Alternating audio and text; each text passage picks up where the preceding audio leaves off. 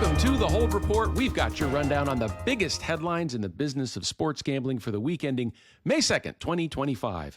I'm your host, Sigma Squirrel. We start this week with Kalshi, winning in court and with bettors. A federal judge just granted Kalshi a preliminary injunction in the state of New Jersey, allowing the company to keep offering its sports event contracts in the state. The court ruled that Kalshi's markets fall under the jurisdiction of the CFTC and not New Jersey's gambling laws. At the same time, Kalshi's trading data shows just how fast their sports betting style markets are taking over the platform. Over the weekend, nearly 78% of all contracts traded on Kalshi were sports-related, led by NBA playoff series and single-game outcomes, followed by MLB and NBA championship futures. Markets on the Fed, politics, even the next pope were nowhere near as active. This is more than a win in court. It's a signal that Kalshi is becoming the biggest sportsbook that isn't called a sportsbook. And speaking of CFTC-powered betting, Sporttrade just made a move that could shake up the entire regulatory landscape. The state-regulated sportsbook and betting exchange formally filed with the CFTC to offer nationwide prediction markets, including sports. If approved, Sporttrade would become the first state-licensed operator to also gain federal clearance to run prediction markets. That could lead them to compete directly with Kalshi and others who operate outside state gambling frameworks.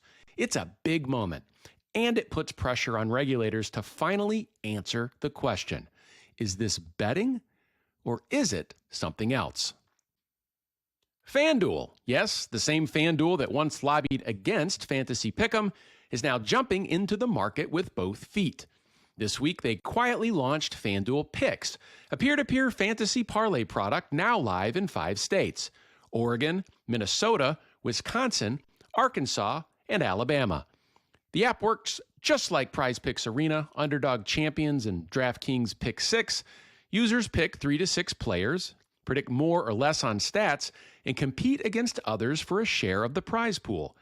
Years ago, FanDuel fought this format, but with Prize Picks and Underdog now billion-dollar unicorns and DraftKings already in the space with little pushback, FanDuel clearly decided, if you can't beat them. Now, we do this here every week on the Hold Report, fast, sharp, and straight to the point. Hit that subscribe button and never miss a story. BetMGM just turned in its first profitable quarter ever, and the numbers show why.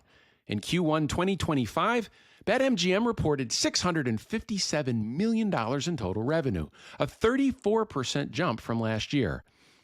Online casino brought in $443 million, and online sports betting added another $194 million. And they turned a positive EBITDA of $22 million after losing $132 million in Q1 of last year. Handle rose 29% year over year to more than $4 billion wagered, and hold percentage improved too. After years of heavy spend, it looks like BetMGM is finally hitting its stride. If you've been watching this show the last 2 weeks, you already know WNBA futures have been soft, and sharp bettors have been taking advantage. This week gave them another reason to pounce. Washington Mystics rookie Georgia Amore, the number 6 overall pick in the draft, is out for this season with a torn ACL just days into training camp.